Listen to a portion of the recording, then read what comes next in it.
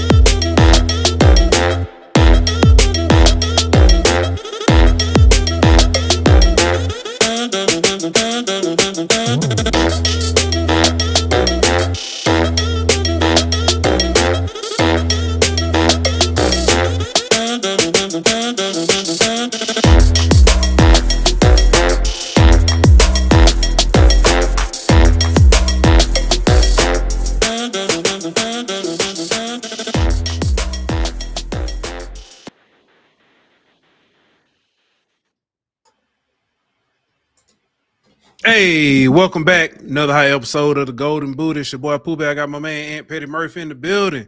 What's good with you, my boy? What's good with it, man? Just watching this game, bro. Yeah, I need to go ahead and say this now. I was completely wrong. I said that it was only going to be one good game, and I was wrong. It's actually only one game that wasn't as good, and technically that game was still pretty good. I mean, we'll get to it. We'll talk about it.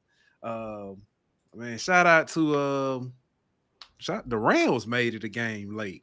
We definitely got to talk about that. I was very surprised with that one. But man, we got a good show for you tonight, man. We got to talk about we got a national championship game tomorrow.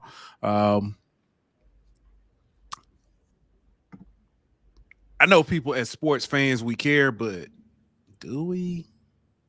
Yeah. This probably I don't know. I was thinking about this.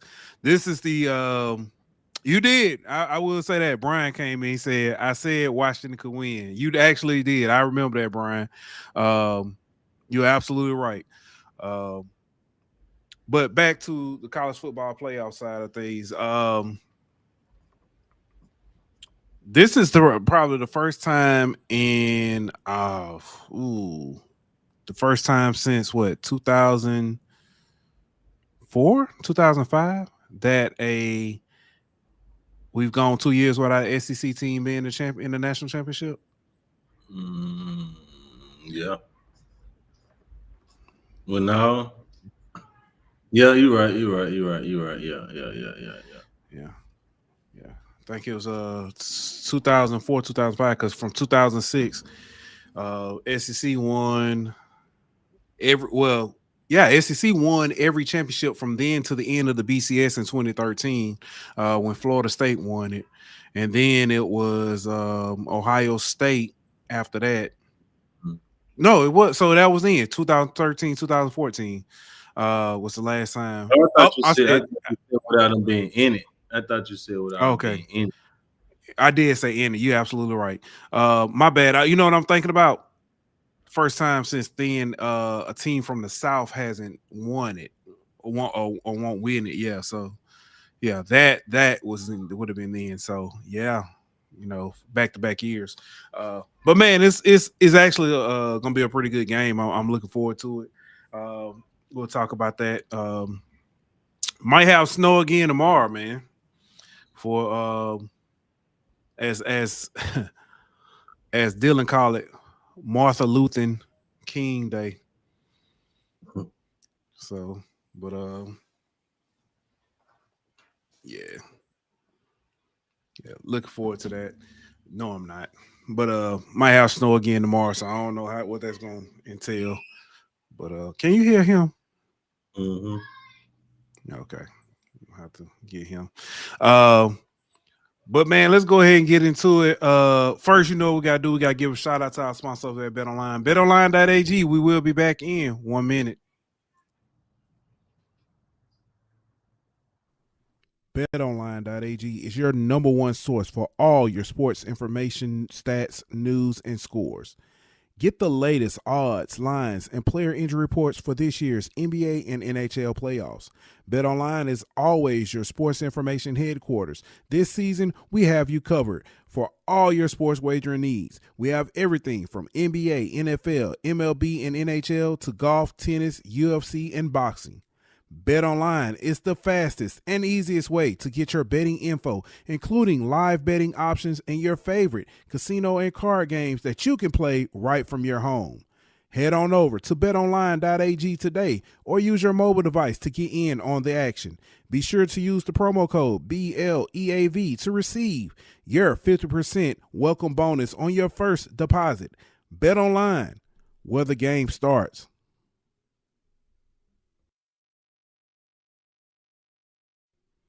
BetOnline.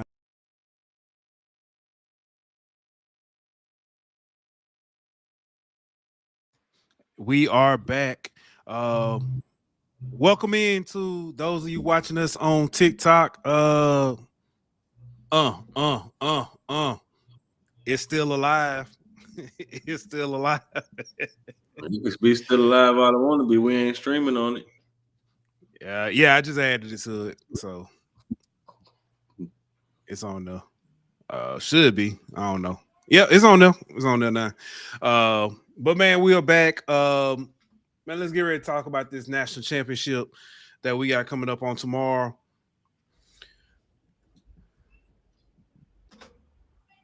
Let's see. Ohio State taking on Notre Dame. Right now, looking at it, if ESPN has Ohio State 55% favorite to win this, 55.3% to be exact, favorite to win this one.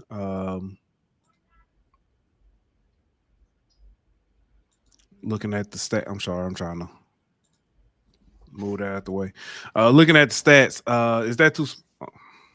Let me do that.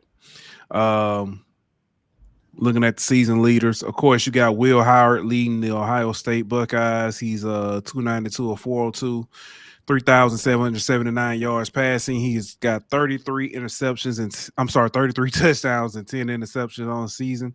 Riley Leonard, he's 247 of 372, 2,606 yards on the season, 19 touchdowns, 8 interceptions.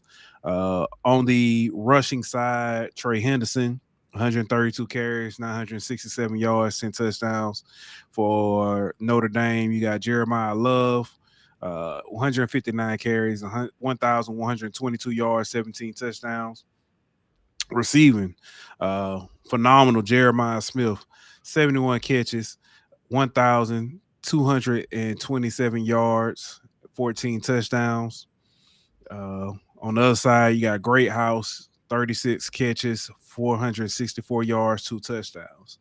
One thing we found out last game, it's funny because we heard what's his name? Jalen Hurts said today, or they mentioned Jalen Hurts said it about the Eagles. Just because we don't do it, don't mean we can't. We saw last game that Notre Dame can come in and throw it if they need to. With that said, initial thoughts, man, on this game. I know we kind of talked about it a little bit before, but initial thoughts on this game. Let me go ahead and get the odds too. Ohio State opens as an 8.5 point favorite. Well, I'm sorry. They come into this game as an 8.5 point favorite. They open as a 9.5 point favorite. The over-under is 45.5. Money line is minus 400 for Ohio State, plus 300 for Notre Dame. Now, man, your thoughts on the game? I mean, we kind of talked about it last week. I think it's gonna be an interesting game. I think you got two different kind of clash of styles in a sense. Um, Ohio State has the more aerial attack with the weapons that they got out wide. While Notre Dame kind of leans on the ground game, but Ohio State got a pretty good ground game of their own.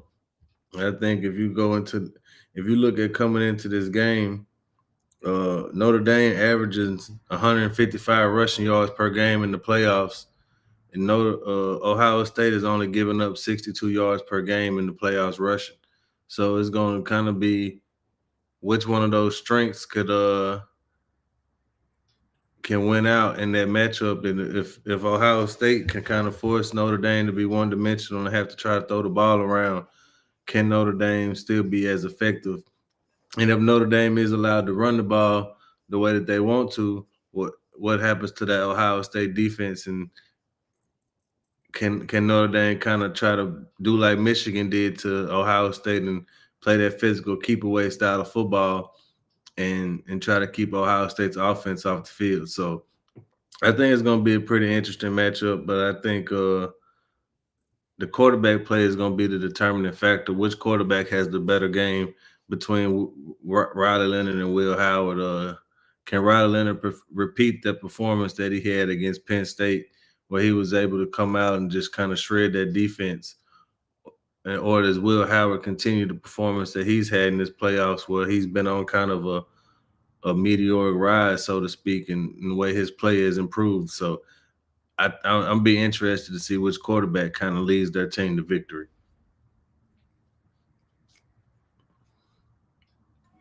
Yeah, I know we talked about it. Will Howard has been impressive just because of, and we talked about this. It feels like beating a dead horse. He's been impressive with how he's played, just simply because it was kind of it was a little. He played above what we expected, above expectations, I'll say. I think we can say the same about Riley Leonard. We all knew that he was a good quarterback, a serviceable quarterback coming out of Duke. Now you get around some weapons, and he looks like a guy who can play at the next level and contribute. Maybe not as a starter, but somebody who you can bring in and still kind of lead your team through some I guess you could say troubled times. I don't know how you phrase that, but wasn't expecting that from either one of these quarterbacks coming into the season. Riley Leonard's legs have been a difference maker this season. He broke the Notre Dame record for rushing touchdowns by a quarterback, and then when you think about some of the quarterbacks that they've had, particularly in Malik Zaire and Evan Golston in that his freshman year, they had that phenomenal freshman year. Even Ian Book, you think about some guys like that who were there, who were more mobile. What's the other guy? Is it how I want to call him? He end up going to the Browns. DeShone Kaiser. Yeah, there you go. When you think about some guys like that, and to think that Riley Leonard is actually the guy who came in breaking that record, it's kind of surprising and speaks to the athleticism that he displays. I think the biggest matchup here is going to be which defense, and I know defenses aren't going to go against each other, but which defense is going to step up the most in this game. Will Ohio State be able to pass on Notre Dame's defense? We saw them have some trouble last week against a very impressive Texas defense. Or I say last game. And then we also saw Notre Dame struggle with the run against Penn State. Now they're going against another stout defense in Ohio State. So which team is going to have to step outside their offensive comfort zone to make things happen? Or which defense is going to force the other offense to step out that side of their offensive comfort zone? That's going to be interesting to see. Outside of that, seeing the coaching matchup, you got Ryan Day, who has fans as we talked about last show, fans have said he's on the hot seat. People don't know if he's going to last. You've got Marcus Freeman, who in 3 years has gotten Notre Dame to a championship. It's going to be interesting to see what both coaches do coming into this game and how they kind of, I guess, attack each other. Yeah. And then you got one who's kind of go for it on fourth down, kind of aggressive, and the other one who's kind of conservative. So kind of interesting to see how that plays too. Yeah. Yeah. My bad. I'm just trying to check some things out, see what we got going on. Individual matchups. Is there a specific position group that you'll be kind of keeping your eye on as far as matchup wise? Well, Notre Dame missing the starting offensive lineman. So I want to see how they hold up versus the two edge rushers from Ohio State, and then Ohio State receiving core versus Notre Dame secondary.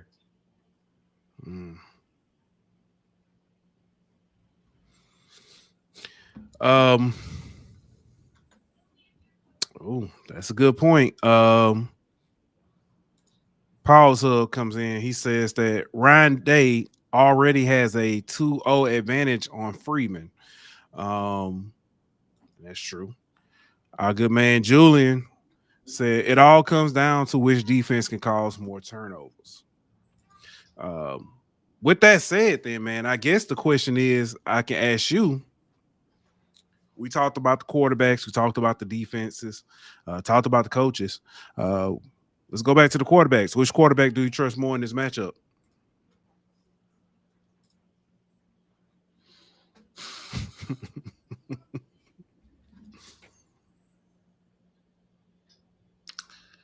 Oh man, Will Howard slightly,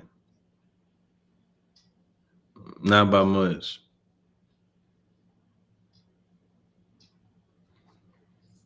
Not by much at all. And if you ask me tomorrow, it might be Riley Leonard. I understand. I fully understand that. The fact that you said that, I do understand that. That's the funny part. Truly a toss up. Yeah.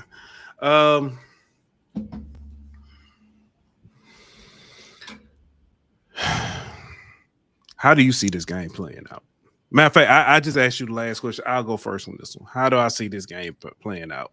And I'll let you ponder on that one for a second. I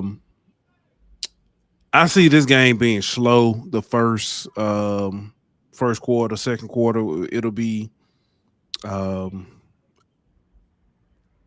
somewhere like. Matter of fact, honestly, I can see this like the Georgia Notre Dame game, where it's 10-3 going into halftime or something like that. But on the flip side, after halftime, I can see it opening up and both teams scoring.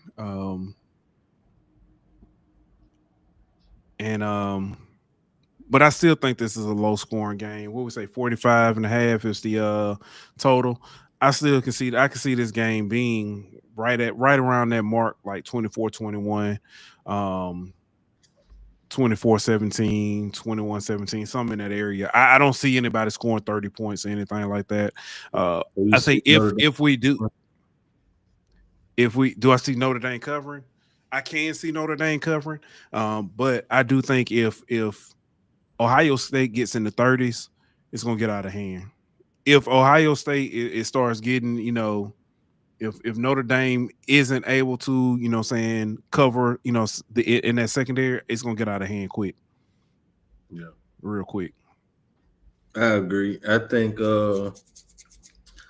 it's kind of a stalemate at first. Both teams kind of feel position battle early, but I think Ohio State breaks it open a little bit in the second half, and I think Ohio State wins by at least 10 points. I got it like 20, 27, 13, something like that. Yeah. I see it. I see it. Let me ask you this. I do want to step back and I want to ask this. This is the inaugural 12-team playoff. I want to ask this question to you, Ant. Your overall thoughts on how this 12-team playoff played out? I think it was pretty good. Mm-hmm. But I just feel like there's a couple things that need to be tweaked here and there. Go ahead, talk to me. What do you mean? So we talked about it already on a few shows, a few shows back. Like the automatic bids for conference winners, I don't agree with that. I think the seeding should have been a little different. But other than that, I think you saying the conference winner shouldn't get an automatic bid, or they no, they shouldn't. I think it should be top 4 seeds should get an automatic bid. And conference championships just get an automatic bid to the playoffs. Okay, hold on, because I want to clarify. The conference champions should get a bid to get in. They shouldn't get a bye. Yeah. Okay, all right. Like I just want to clarify because Arizona State boys, it shouldn't have got buys. You know what I mean? Like they should have got the automatic bid, but not the automatic buy. Gotcha. I can agree with that. Completely agree with that. And the reason why I asked this, I don't know if you've seen, but the NCAA is College Football Playoff Committee. Excuse me, because those are two separate entities. The College Football Playoff Committee has come out and said that they are considering some tweaks going into the 25-26 season. Yeah, that was one of them. But the Big 12 commissioner really wasn't, because like if you get an automatic bid, it's like a guaranteed payday, because you get, you know what I'm saying, you get, and so he basically saying he don't want to give up that guaranteed payday. I can't blame him.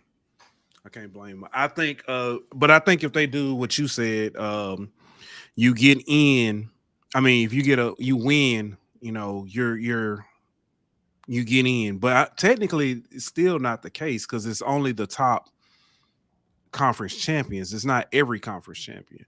So I think the top conference champion should get. I think the P4 should automatically get in. Conference champions. P4 should get in, but like you said, they shouldn't necessarily get a bye. So I think that would help. I also think the highest rated Group of 5 champions should also automatically get a bid in.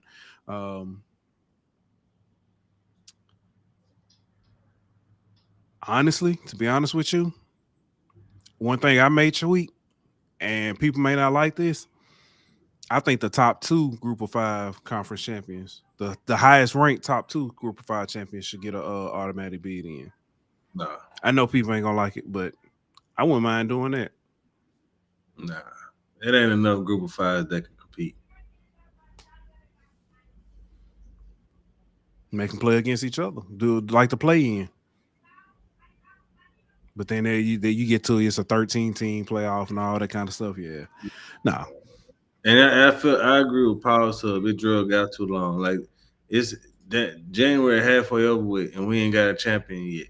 Like they need to move the playoffs up some. Like we shouldn't be January 20th trying to figure out who the national champion gonna be. Yeah, I agree with this one too. Brian says strength of schedule should count for something. I completely agree, and I think it should count for your seeding, Brian. When you look into it, because I don't agree that just because you played a strong schedule, but if you didn't win your conference, if you got 3 losses, I don't think you should necessarily be in. I understand. I think you should be in. I don't think you should necessarily get a bye over. I mean, get a bye or get in over a conference champion. And the reason why I say that, when these people plan out schedules, and football is different than basketball, I can understand it a lot more because you can literally plan your schedule a few months before the season. In football, these schedules are made years in advance when teams are you think they're going to be a good team. You a lot of it you're basing off the brand. You may plan to play a Michigan who, as we saw, Michigan just won the championship, or they've been playing, they've made the playoff 2 years in a row. So we're going to schedule Michigan, put them on the team. It'll be a great game. And then you play Michigan and they're 5-7 on the season, or USC, who's, in some down years. Now you scheduled to play them and they're going 11-1. It's so a lot of times it's hard to plan that out. So I understand. I agree with strength of schedule, but I also know that that's a strength of schedule is fluid and changes week to week. Honestly, Julian says the playoffs work, but they need to fix the seeding. Conference champions should get an auto bid against the playoff, like how they do for basketball and baseball. Yeah, I agree with that. And that same thing Ant should have said. I said this one too. Should have been 8 teams. Seeding needs to be fixed. Dragged out too long. I mentioned this the other day. First 2 rounds should be hosted on campus, college campus. Then the next 6, the New Year's 6 bowls will host the rest. I completely agree.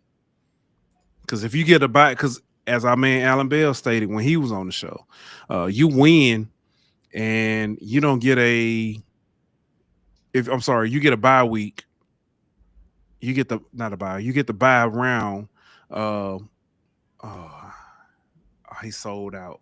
Andrew sold out. You get a bye week and you don't even get to play at home. You get a neutral site game. And as we saw this season, and I don't think that's necessarily because of the neutral site stuff, but as we saw this season, you're off for a month.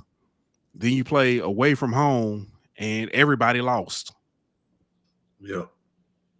So, yeah. Let's talk about the NFL Divisional Round real quick because I want to give an update. Talk about this game, about this Bills-Ravens game. First off, amazing game. I mentioned at the top of the hour, this round, divisional round, a lot better than I thought it was going to be on paper.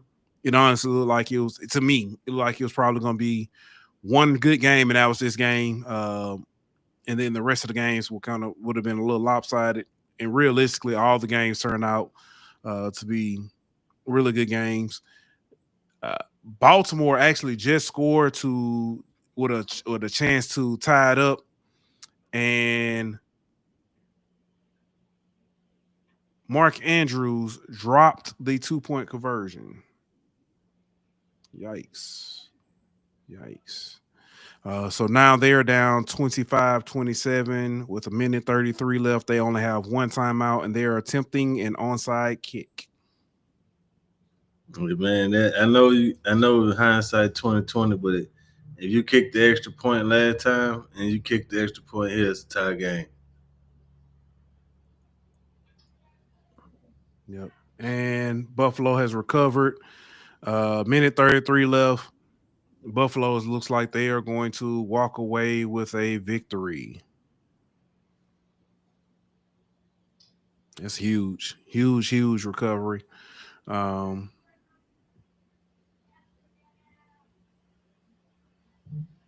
This is big, man. I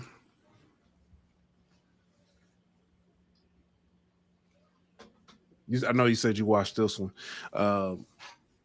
This game,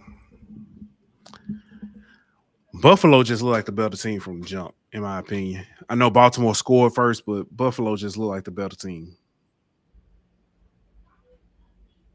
Yeah. Man, the turnovers killed Baltimore. Yeah.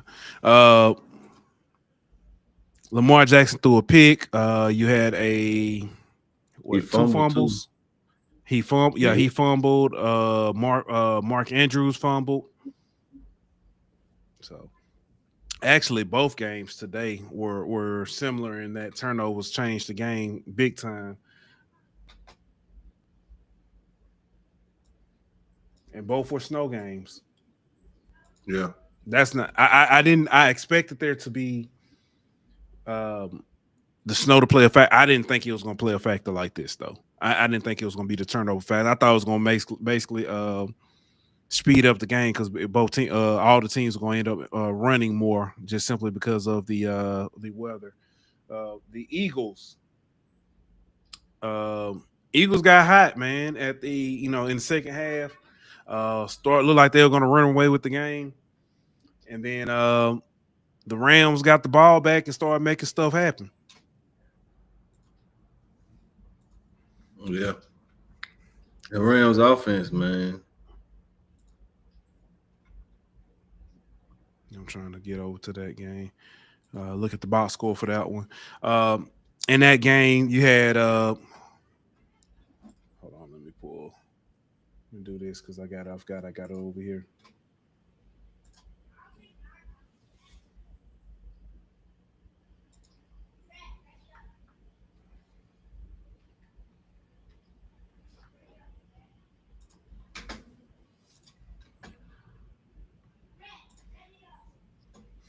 All right.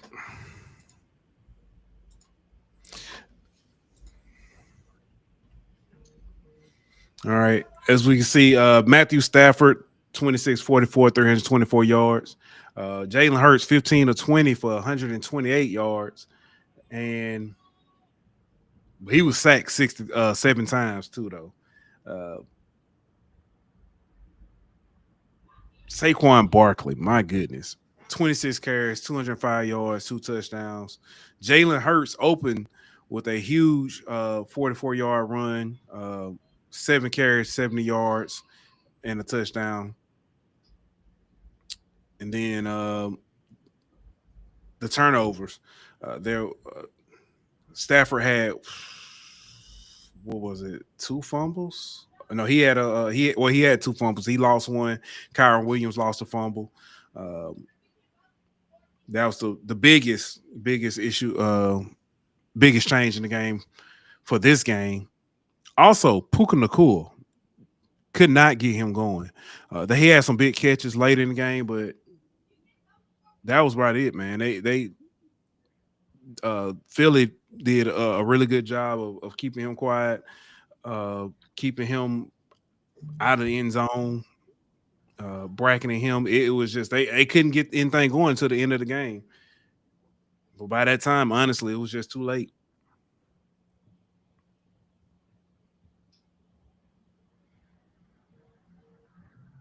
Thoughts on this game? I don't know if you were able to watch. I know you had church and stuff. So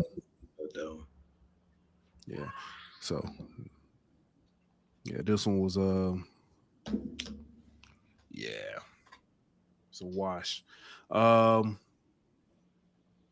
I do want to go to yesterday's game and talk about that one real quick. Texans versus the Chiefs. This game turned out a little bit better than I thought it would be. But it did kind of, I did say I thought the score would be like 24-10, 24-10, 24-14, something like that.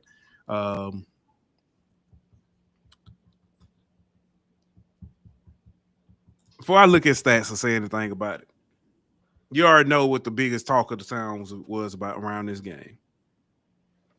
The officiating. Fair or foul? Everybody's talking about a lot of the calls that were made. It was a lot of ticky-tack stuff. You can't touch Mahomes and things like that. Fair or foul, in your opinion? I mean, that might be fair, but that ain't why they lost the game.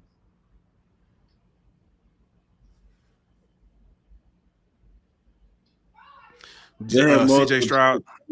They had multiple chances to get stops, to make stops on third downs and stuff like that they didn't do.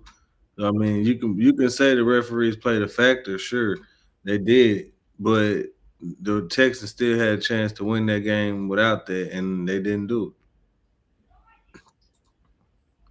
Yeah. like I said, man, that was kind of the talk of the town. A lot of people were talking about, a lot of Texans fans, even some of the Texans. I know Will Anderson mentioned it. Said they knew they were going to have to beat the refs and they couldn't. I get it. I have stated, that the Kansas City is starting to get the New England Patriots treatment, but at the same time, it can't be the only excuse. It can't be the only reason. If you feel like you're gonna have to play against the refs and stuff, you got to step up. There's got to be more to it. Got to be more to it than that. Next matchup, we'll talk about, and then we'll talk about, kind of do a look ahead. I think it's the biggest surprise of the playoffs, in my opinion. The Commanders beating the Lions, and it wasn't so much that they beat the Lions; it's how they beat them. Just looking here at the box score, look at the second quarter. The Lions the Commanders scored 28 points in the second quarter alone. Just off of that, they could have easily, they would have been in this game if they ain't scored. But if only they scored in the second quarter. Yeah, the pick six in here by Goff. He actually threw 3 picks. He had a pick six. I believe there was a fumble in there. Yeah, he had a fumble. It just wasn't close. Yeah, it just wasn't close. Detroit had some plays in there. They were trying trick plays. It wasn't working. It just wasn't working. It was a surprise. Now, the biggest surprise to me, seeing Teddy Bridgewater come into the game. That was a surprise. I had just said Friday that if something happened to Goff, Hendon Hooker was going to come in before Teddy Bridgewater. And sure enough, Teddy Bridgewater. I was shocked by that. Yeah, that was very shocking. I was happy to see it though, man. The story that he has, leaving the game, going to the coach his alma mater in high school, winning the state championship, and then coming back and being a contributing factor to a team, or at least being able to contribute to keep a team alive, to possibly win a Super Bowl, or at least try to make it to a Super Bowl. That's a phenomenal story. Unfortunately, the clock struck 12, and Detroit is now eliminated, 45-31. Jaden Daniels continues to be impressive, 22 of 31, 299, 2 touchdowns. He also added 51 yards on the ground with 15 carries. Brian Robinson Jr., 15 carries, 77 yards, 2 touchdowns. So it was good. I mean, overall, great game by the Commanders. I got a homeboy who a Commanders fan, and every time they win, I send him a message and say, "You're welcome." Outside that, like I said, oh shoot, that wasn't what I was trying to do. Let me go back to this. Let me fix this real quick, and then.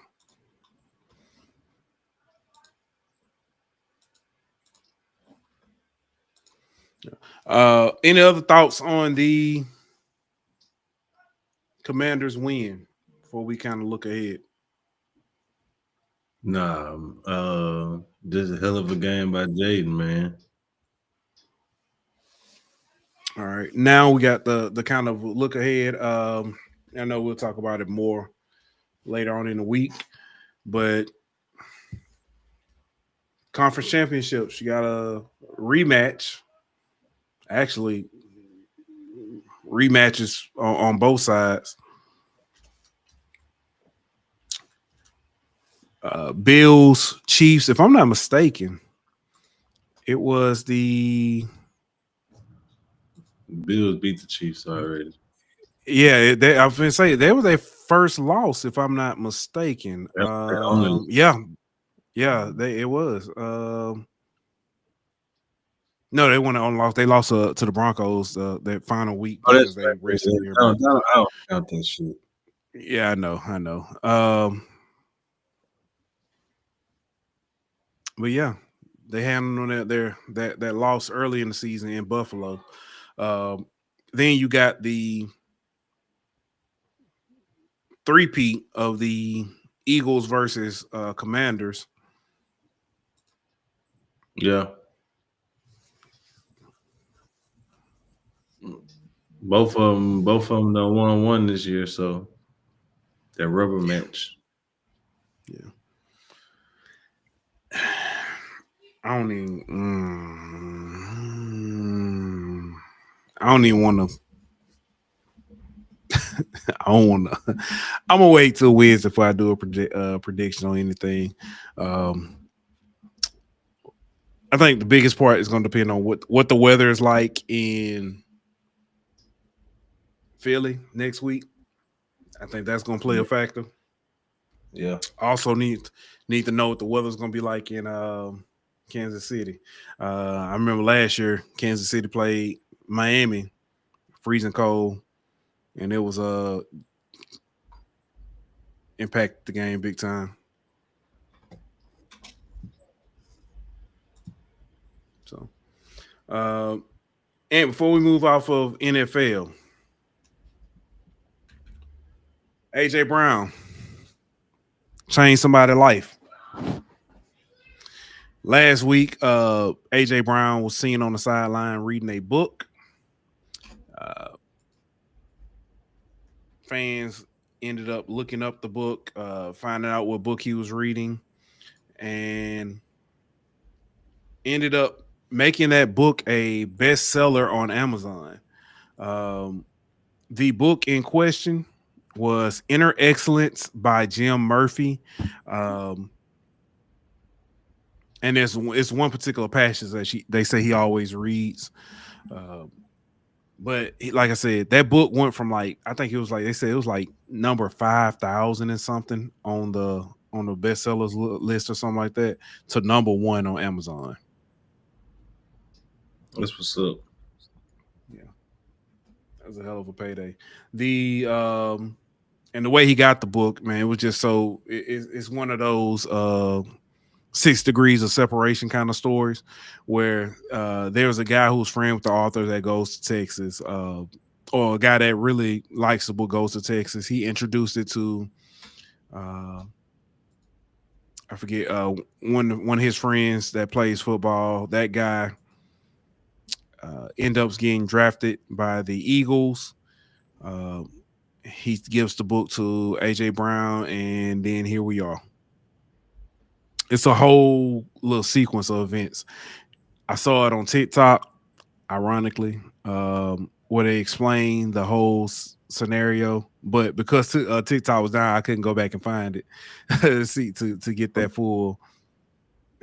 full story. But it's interesting, man. It's just very interesting. But man, I got some scenarios for you. Would you rather? We're seeing the weather this past today and this weekend. So let me ask you a question. Would you rather play in the snow or play in the mud? I done played in the mud before, so I'd rather play in the snow.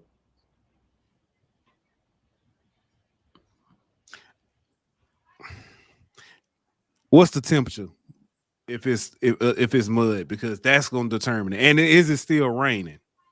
That's going to be because if it's just mud and it's cold, I might be inclined to take the mud. But if it's cold and raining and muddy, give me the snow. Because snow ain't going to, I don't think it's going to. Give me snow.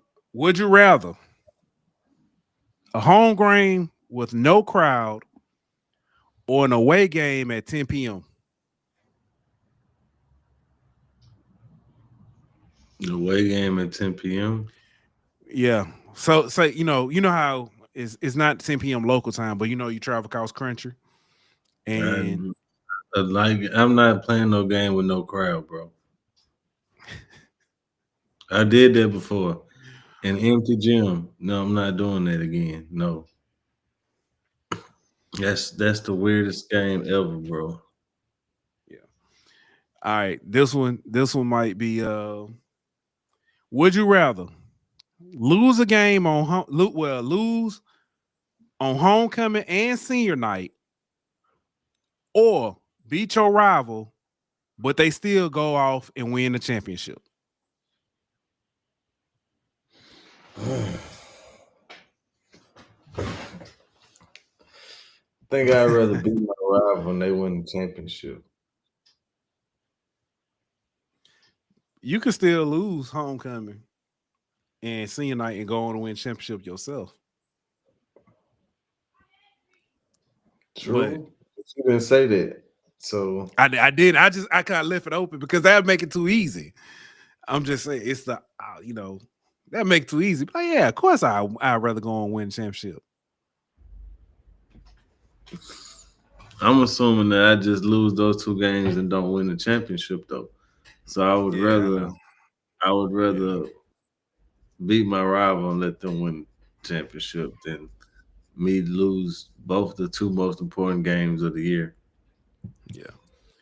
All right. This one is I was trying to figure out how to word this, and I might still not word this one right. But would you rather be the best player on your team, but your team is mediocre, or be the worst player on your team and your team is really good?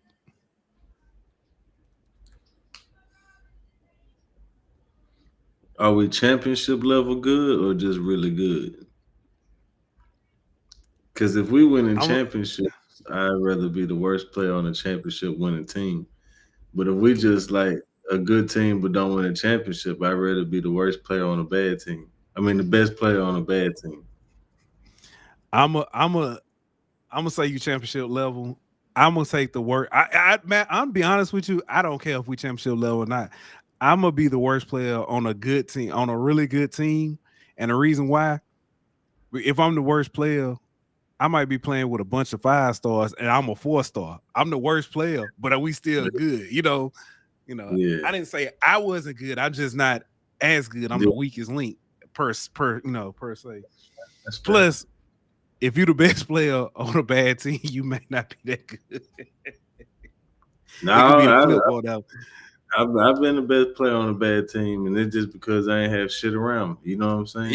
Yeah, that's what I'm saying. That's what I'm saying. But that ain't fun, though. I tell you, that ain't fun.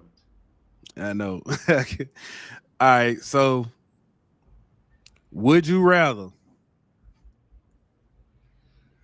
get drafted by the previous Super Bowl champion and ride the bench for 2 years, or get drafted by the worst team and start for the next 10? Start for the next 10. That's money. Yeah, we seeing that play out right now, because technically, I mean, it wasn't the worst team, but that's what's happening with the Commanders right now, technically. So yeah, you never know. It's building up. So yeah. All right, man. Let's talk a little bit, man. Women's basketball, real quick. I don't know. You didn't get to see this game today either, did you? Let me go ahead and give a quick synopsis of this game today. Women's basketball, LSU took on Florida in Gainesville. LSU started off on a 7-0 run. Florida called a timeout. And when I say 7-0, it was like 60 seconds, 1 minute in the game, 7 points. Well, it was 3 shots. Boom. Michaela came down, hit a 3. LSU got a steal. Anise came down, made a layup. They got another steal. Flage came, hit a layup. Florida calls timeout. Florida comes out of the timeout, and they go on a 7-0 run themselves. First quarter was it was hard to watch. In a sense, LSU seem like they couldn't find a shot. They had a bunch of turnovers, and Florida jumped out to a 6-point lead. Second quarter, LSU seemed like they got their footing again. made some big shots. They end up going into half down. No, I'm sorry. They went to half up 4, I think, if I'm not mistaken. Second half starts off. LSU doesn't have a turnover at all the second half and go on to end up winning by 18, if I'm not mistaken. I think it was 18. Something like that. But I honestly think that they got hot. I hope they can carry this over into the big matchup on Thursday. Facts. Because South Carolina got hot and they dropped 101 on number 13 Oklahoma. And they beat them by 41 points. 17 points is what we won by, not 18, 17. I didn't get a chance to watch the Oklahoma South Carolina game, but I do know that South Carolina was like it was 28-9 at the end of the first quarter. Then it was 21-15. They scored 21 points, and that was the lowest they scored the entire game in a quarter. They scored 30 in the third and then 22 in the fourth. Oklahoma kind of caught up a little bit in the fourth they scored 20 points, but it was the 9-15, 16-20. So this game, like I said, it was a huge game for South Carolina. For LSU, like I said, they played really well. 15, 22, 22, 21. Florida was 21, 12, 15, 15. Michaela and Flage had 22 and 20 apiece. Anise got I'm sorry, not Flage, I'm sorry. Michaela and Anise got 22 and 20 apiece. Anise got another double-double. She had 10 rebounds. Flage added 19. Our bench only gave us 11 points. Kaylin Gilbert did pretty much didn't give you anything. The one big factor, though, Cheyenne gave you she had 2 assists, 2 steals, no turnovers. That's going to be big coming into next game because if we get behind, if we move slow, it's going to eat us up. Yep. Yeah. Speaking of, Danny was at the game. She made a spreadsheet and kept up with all the stats and stuff for us. And she says that first half, they looked very unmotivated. Said Florida played hard the entire game. They cannot keep starting slow like this and expect to win some of the upcoming games, especially Thursday. She says that Kim says champions win the games they are supposed to win, and then they steal a couple from games they are not expected to win. I want to steal one on Thursday just because it feels like a rivalry. I can agree. That's facts. I can agree. So. But that's it, man. That's what we got. Thoughts though on the upcoming. We should be able to do a show on Wednesday, talk about it. Yeah. So yeah, we'll talk more about the game.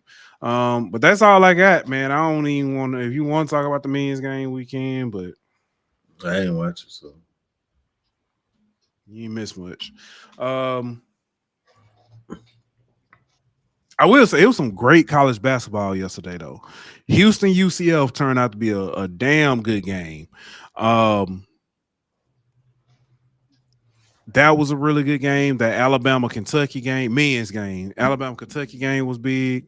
I went to and watched in person. I know you know Alabama A&M, Alabama State game. Coach Prime, Deion Sanders came to the game. He surprised his daughter. And I've been saying her name wrong the entire time. I thought it was Shalomi, and that's wrong. It's what is it? Shalamai. I think that's what it is. Shalamai Sanders. But he came surprise her. He actually told her he wasn't coming. And then he called the athletic director, Dr. Bryant, and Dr. Bryant, worked it out for him to get to the game. Man, that atmosphere was electric, bro. From the jump. The women's game and the men's game. That one. Southern, I gotta go back and figure out what happened. Southern and Grambling. That game ended. There were 4 technical fouls called with 0.8 seconds left. Southern shot 8 free throws with 0.8 seconds left to win the game. I don't know the full story. I was seeing a clip. That was wild. That was wild. Yeah, he got ejected. Coach Jackson got ejected. Now, police had escorted him out. He watched the remaining of the game from the exit, bro. That's wow. Wow. Yeah, man. Yeah. That's all I got, man. That's all I got. We getting close to no more football. Well, I'll take that back. UFL will be starting up soon. Yep. Maybe I may be inclined to watch that. Unrivaled with the Elam ending. What's your initial thoughts on the first weekend that they had it? Friday night. The games I watched was pretty cool, pretty exciting. I'm just glad they got another avenue to make money without having to go overseas to do it. Completely agree. Angel looks better, bro. He's like she been in that gym, working on some. She still got to work on the shot a little bit, but I seen her do, a little bit of that dream shake. She tried to. She put a little post. She put a little move on. It was more like the Harlem Shake, but she put a move on. I wouldn't call it the dream shake. You know what I mean? It was something. It was a hard. She put a Harlem Shake on. Yeah, it's more like the world.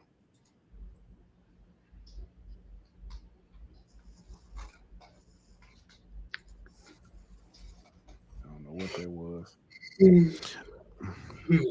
That's all we got. That's all I got, man. I'm gonna get ready to go. I got work tomorrow, even though the kids out of school. You know how that go. I don't even know if it's gonna snow or not. So yeah. I'm not excited about tomorrow. But hey, it's a job. I'm still getting paid.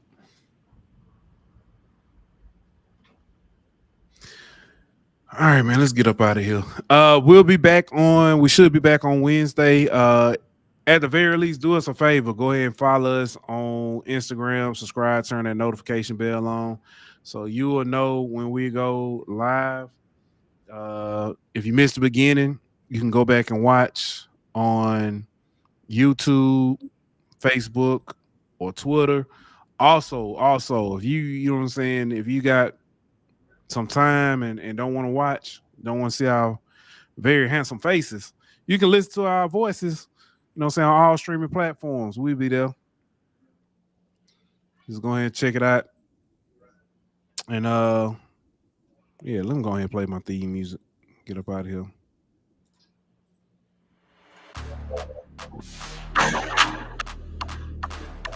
We'll be back. Thank you everybody for tuning in, and like that, we out. This show was presented by betonline.ag. Bring me my money. You can find the Golden Boot Podcast on YouTube at Golden Boot. On Twitter at Golden Boot. On Instagram at Golden Boot. On Facebook at the Golden Boot Pod. On TikTok at Golden Boot. Or listen on all streaming platforms.